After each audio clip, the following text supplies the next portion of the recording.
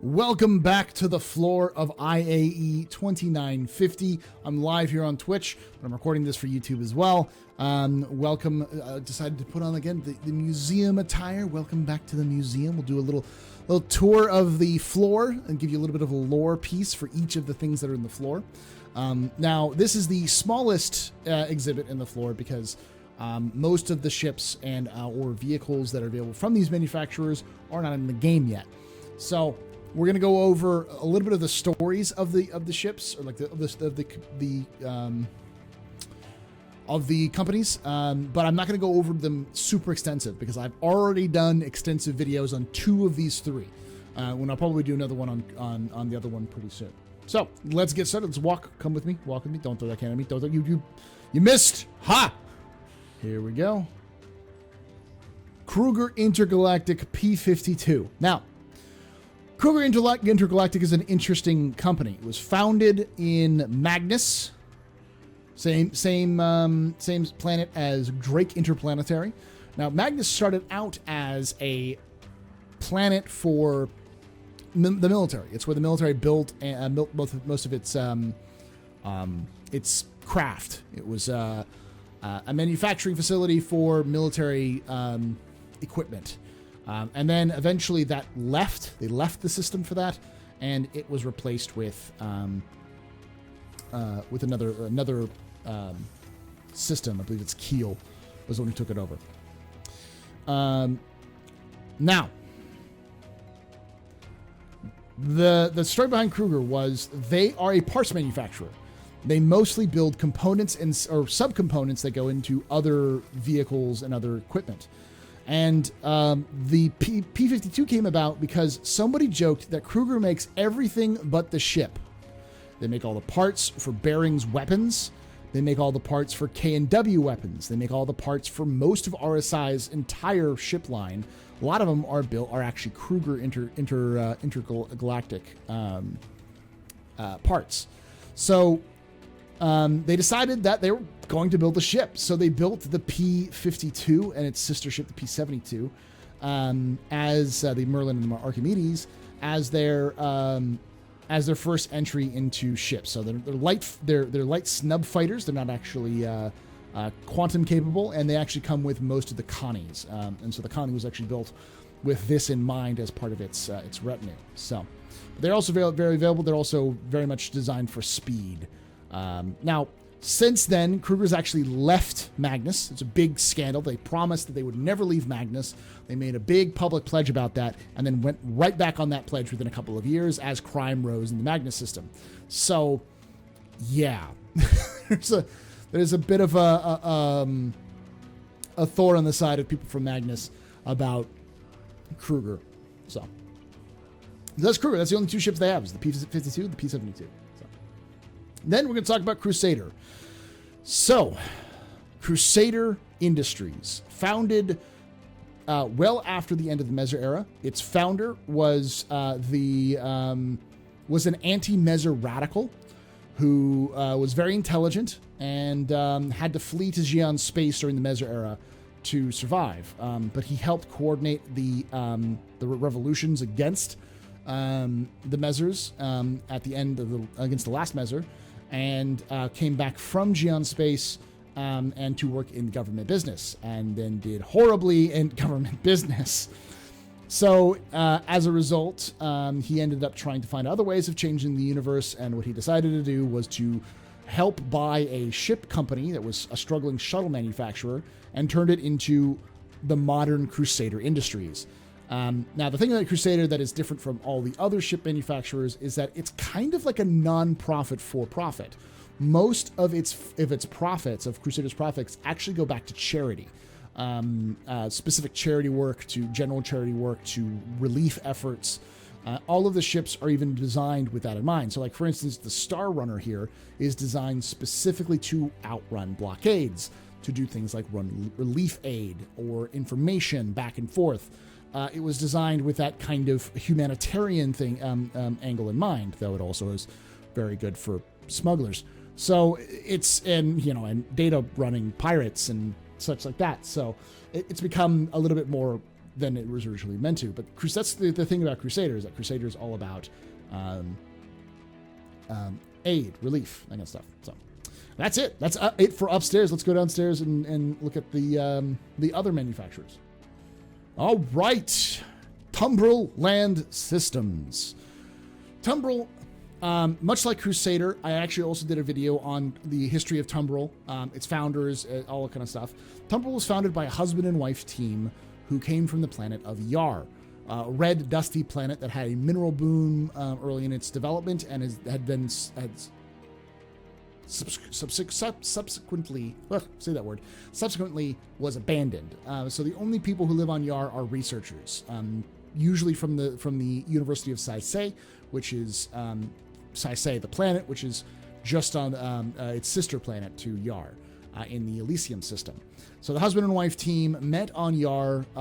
The wife's parents were the caretakers of a university-purchased outpost on Yar, and she was raised there with them, so she helped maintain the systems and helped them customize and modify their own ground vehicles to survive the dusty, troublesome planet. So anyone who has ever dealt with maintaining vehicles in sandy conditions can know it is a pain in the ass. So the thing that she and her parents specialized in was building vehicles or modifying vehicles so that they could be more reliable in those sandy environments. She met her husband when they were both teenagers. Her husband's mother was a researcher who came to the planet. She got lost out in a sandstorm, and it was only thanks to the wife's parents' vehicle modifications that they were able to find his mother, who had been unconscious and being swallowed by sand, that she survived. After that kind of incident, they grew closer. They started dating. They got married, and a couple years later, after they got out of college. So together, after her parents died, they decided they were going to retake up the vehicle that changed their lives, and decided to build their own version, which became the DX2000. The DX2000 was the best ground vehicle ever made by humans, essentially. And it was one of the major kind of icons of the First Tavaran War. And Tumbril became the last great car manufacturer in the age of spaceships, putting out hit after hit of ground vehicles. Everyone wanted to purchase them. They were the official ground vehicle manufacturer for most of the military and the government in general, because of their rugged, reliable, and fun to drive. So, unfortunately, well after the couple died, in the 29th century, a series of bad decisions made by Tumbril in terms of investments eventually drove the company to bankruptcy. But recently in the 30th century, in the last, say, 2 decades, the company's portfolio was purchased by a longtime fan of the company, aficionado of Tumbril, and he decided to rejuvenize the brand. And what you see right here is the first effort in that brand rejuvenation, the Tumbril Cyclone. So that was Tumbril's first line. It was very successful, so they reintroduced an old design as well as introduced another new design. Personally, I'd like to see the DX2000 come back. That would be a very cool throwback thing as well. From what it sounds like, it's a combat version of the Ursa, so it'd be kind of cool. This is the Ranger. I think these are actual size, or they're a little bit bigger. I think they're actually probably a little bigger than they actually should be. These are the Rangers. This is the second newest edition, using the same technology they developed from the Cyclone for the vehicle, for the wheels and such. They decided to kind of basically make a cut-down version of the Cyclone into a motorcycle called the Ranger. This is the latest one that's not out yet, but it is out shortly.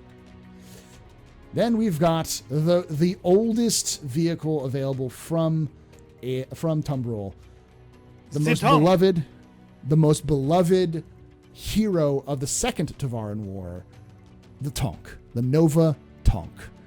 The Nova Tonk is was developed specifically in response to the Second Tavaran War.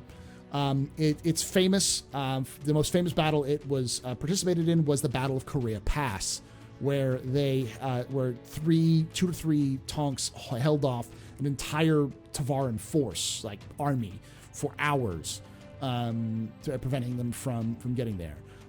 Those are twin-linked size 7s on that thing. Size 6s? Size 4s? Those are size 4s? I thought those were size 7s. Yeah. Size 4s. So, we actually don't know. We actually don't know. They're referred to as like one turret. We don't know what they are. There's definitely 2 cannons on there, so. Yeah, but it might be very simple. We don't actually know. It's hard to tell with the sizing. If it's size 4s, then this is the same size as it's on a Vanguard. So, on the main gun on a Vanguard, which is pretty nasty. So. If the twin link size 4s, it's the same as the front weapon on a Hurricane. On a Hurricane. The Hurricane pilot controls. Then we've got back to Crusader. We've got, I think, 2 more Crusader things. Yeah, the Aries and the Hercules. So this is actually mislabeled. If you go to the floor, you'll see it. It says it's called the. Oh no, it's called the A2. This is not the A2. This is the C2. So this is the model of the C2, not the A2. You can tell that because the back opens up, and it's using the A2 or the C2's color scheme. Now, the Hercules is an interesting ship because it is a military ship that was designed shortly after the formation of Crusader. It was not anticipated to win the Starlifter role. Starlift Command, which was this new command developed by the UE after the end of the Measures, was specifically designed to create custom-built ships for heavy lift capabilities to land in battlefield situations. Because what they had found, the Navy and the Army had found, was that in any kind of ground operations they'd have to run, they would often lose more men because they couldn't roll tanks, the Nova tanks, directly out of the front of these vessels. They couldn't get them to the battlefield right away. They had to wait and secure a landing zone before they can bring in the heavier transports that could carry their heavy weapons. So they needed something that could land in a combat zone and get out its heavy weapons and troops. So that is where the Starlift command came in, and the first Starlifter is the Hercules. The M2 was the first one built specifically for the military. The A2 or the M2, whatever the one is, the gun one, that has so much downward firepower that it can control the battlefield just from landing. Like it comes in, starts eradicating stuff and lands to drop stuff while firing every direction.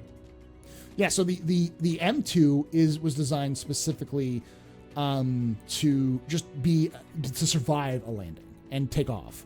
And the first battle the M2 was ever in was a deep strike mission by the UEE Marines on a pirate base, which they were anticipating loads and loads of losses. And they ended up losing not a single Marine. Not even a single injury happened to the Marines, while the entire base was taken over by the UEE.